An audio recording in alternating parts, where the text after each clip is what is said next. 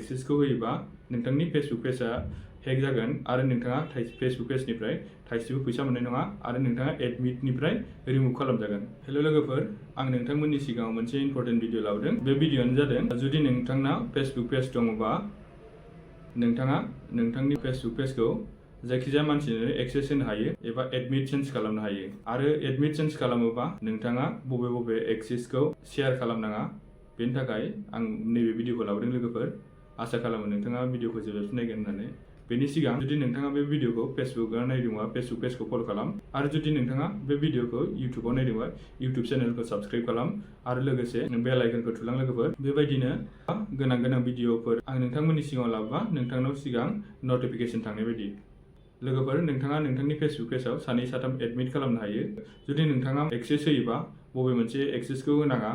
एक्सेसखौ होयोबा नोंथांनि Facebook पेजआ hack जागोन आरो नोंथाङा फेसबुक पेजनिफ्राय थाइसेबो फैसा मोननाय नङा आरो नोंथाङा एडमिटनिफ्राय रिमुभ खालामजागोन। फार्स्टआव जुदि नोंथाङा बबेबा मोनसे फेसबुक पेजनि एडमिटखौ एड खालामनो एबा एक्सेस होनोबा, जाय फेसबुक पेजनि एडमिट एड खालामनो नागिरदों एबा सोरनि एक्सेस होनो नागिरदों, बे फेसबुक पेजआव फार्स्टआव थां। माने आंनि फेसबुक पेजआव फैबाय। नैबे साइडनि प्रफाइलाव थुना हो लोगोफोर। थुना होनानै नैबाव नुगोन नै सेटिंनि अपसन, बेयाव थुना हो लोगोफोर। बाव थुनानै होनाय लोगो लोगो बेबायदि फैगोन नै लोगोफोर। मा गाइडथिं थां। गाइडथिं थांनानै नैबाव नुगोन नै पेज सेटआप, बेयाव थुना हो। बेयाव थांनाय लोगो लोगो बेबायदि फैगोन नै लोगोफोर। होमबा नैबे पेज एक्सेस बेयाव थुना होबानो जाबाय। बेयाव मोनथाम एक्सेस नुगोन दे लोगोफोर। बेयाव फार्स्टआव नुगोन नै पिपल उइथ फेसबुक एक्सेस, बे एड निउ। जुदि नोंथाङा एक्सेसखौ होयोबा, बे फार्स्टनि एक्सेसखौ होयोबा नोंथांनि गासिबो कन्टेन्टफोरखौ, माने गासिबो मेसेज कल गासिखौबो एक्टिभिटिखौ बे बिथाङा जायनो एक्सेस होदों बे बिथाङा गासिबो सालायजोबनो हागोन दे लोगोफोर। आरो नोंथांखौ फेसबुक पेजनि एडमिननिफ्राय रिमुभबो खालामनो हागौ। जुदि नोंथाङा नोंनि पेजखौ चेक खालामनो सोरनोबा होयोबा बे एक्सेसखौ मालाबाबो होनाङा। जुदि नोंथाङा बे एक्सेसखौ होयोबा नोंथांनि फेसबुक पेजनिफ्राय नोंथांखौ एडमिट रिमुभ खालामनानै गावबो सालायनो हायो दे लोगोफोर। होमबा नोंथाङा बेखौ होयोबा नोंथांनि फेसबुक पेजआ हेक जागोन। बेखायनो बेखौ मालाबाबो होनाङा। आरो बे सेकेन्डआव नुगोन नै पिपल उइथ टास्क एक्सेस, बेखौ नोङो जायनो फेसबुक पेजखौ चेक खालामनो हरगोन, मालाबा प्रब्लेमनि थाखाय चेक खालामनो हरो नालाय, होमबा चेक खालामनो हरगोन, होमबा बे एक्सेसखौ होनो हायो। आरो बे गाहायाव नुगोन नै बिजनेस पर्टफलिय'ज उइथ एक्सेस, बे एक्सेसखौ होबा नोंथांनि फेसबुक पेजनिफ्राय पेआउट एकाउन्टखौ चेन्ज खालामनो हायो दे लोगोफोर। होमबा नोंथाङा फेसबुक पेजआव बेसेबां खामानि मावा मानो नोंथांनि फैसाखौ बे बिथाङा गासिबो जानो हागोन आरो ना। माने बे बिथांनाव जाय बे एक्सेसखौ होनाय लोगो लोगो बिथाङा गावनि एकाउन्टआव नोंथांनि फेसबुक पेजनि फैसाखौ हाबनाय खालामनो हायो।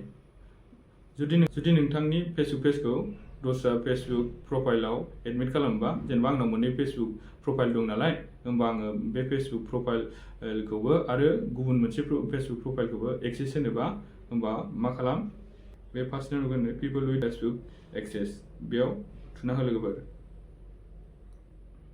बेयाव थुनाय लोगो लोगो बेबायदि ओंखारगोन नै। होमबा नेक्स्टआव थुना हो। होमबा नोङो बबे फेसबुक प्रफाइलखौ एडमिट खालामनो एबा सोर मानसिनो नोंनि फेसबुक पेजखौ हरनो, बेयाव सार्च खालामबानो जाबाय।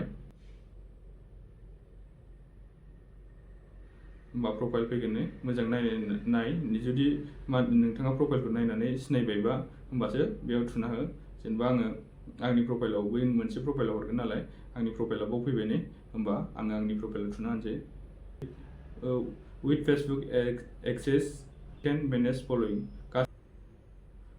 दा बाव गाहायाव नुगोन allow this person to also have full control, माने बेखौ होनाय लोगो लोगो जाय सुबुंनो नोङो जाय फेसबुक प्रफाइलाव नोङो नोंनि एक्सेसखौ हरनो नागिरदों, बेनाव गासिबो नोंनि कन्ट्रला थाजोबगोन आरोना लोगोफोर। नैबेयाव खेबसे थुना हो। थुनानै होनानै बाव नुगोन नै गिभ एक्सेस, बेयाव थुना हो लोगोफोर। थुनानै होनाय लोगो लोगो बेयाव पासवर्ड बिगोन नै। होमबा नोंनि फेसबुकनि पासवर्डखौ होबानो जाबाय। पासवर्ड होखांनायनि उनाव बेयाव कनफार्माव थुना होबानो जाबाय दे लोगोफोर। होनबा दा बाव फैबाय आंनि दा मोननै एडमिट जाबाय दे लोगोफोर। माने आङो मोनसे आंनि फेसबुक प्रफाइलखौबो बेयाव एडमिट खालामबावबाय। होनबा आं जायनि एक्सेस होदोंमोन बेनियाव दा मेसेज थांसिगोन। होनबा जुदि बियो एक्सेसखौ एक्सेप्ट खालामो होनबा गासिबो नोंनि जाय फेसबुक पेजखौ नोंथाङा एक्सेस होदोंमोन बेखौ फुल कन्ट्रल सालायहैजोबनो हागोन आरोना लोगोफोर। ओमफ्रायो गोसो जाबा फुराना एडमिटखौबो रिमुभ खालामनो हागोन। दा आं थांसै बेयाव एक्सेसनि मेसेज फैगोन ना फैयाखै। होनबा आं मोनसे फेसबुक प्रफाइलाव फैबाय जाय प्रफाइलखौ आं बै पेजनि एक्सेसखौ होदोंमोन। बेयाव नटिफिकेसनाव फैबाय नटिफिकेसनाव नैबेबायदि फैगोन होनबा बेयाव थुना हो।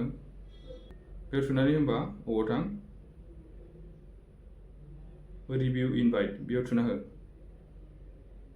रिभिउ इनभाइटआव माने नोंथाङा मा सालायनो हागोन मा एक्सेस होदों बेखौ चेक खालामफिननो हायो दे।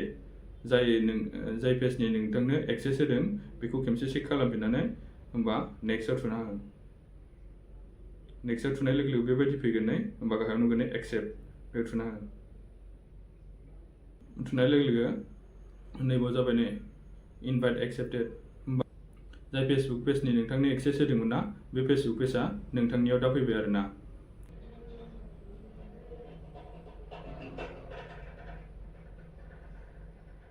होनबा दा नायदो आंनि फेसबुक पेजआ मोननै फेसबुक प्रफाइला एडमिट जाबाय आरोना। जुदि आं गोसो जायोबा आं जायखिया फेसबुक प्रफाइलखौ जेनिफ्राय एडमिटनिफ्राय रिमुभ खालामनो हायो आरोना लोगोफोर। होनबा जाय पेजआ एडमिटनिफ्राय रिमुभ खालामगोन होनबा बैयाव नोंनि फेसबुक पेजनि एक्सेसआ थानाय नङा। जुदि नोंथाङा एडमिटनिफ्राय रिमुभ खालामबा बे थ्रि डटआव थुना हो। थ्रि डटआव थुनानै नैबा नुगोन रिमुभ फ्रम पेज बेयाव थुना हो। थुनाय लोगो लोगो नोंनि पासवर्ड बिगोन पासवर्डखौ होबानो जाबाय। पासवर्डखौ होनानै कन्टिनिउ थुना हो। लोगो लोगो जाय फेसबुक प्रफाइलखौ नोंनि पेजनिफ्राय एडमिटखौ रिमुभ खालामदों होनबा बेनियाव पेजखौ नुनाय नंला आरोना लोगोफोरनि बेनियाव पेज गैला। होनबा बै जायनो एक्सेस होदोंमोन बेनाव गासिबो फुल कन्ट्रल थांजोब्बाय। बे एक्सेसखौ नोंथाङा मालाबाबो गोरोन्थियावबो होनाङा रावनोबो। दा बेनोमोन लोगोफोर दिनैनि भिडिअआ। जुदि नोंथाङा भिडिअखौ नायनानै मोजां मोनदोंबा मोनसे लाइक आरो मोनसे कमेन्ट खालामनानै गालां।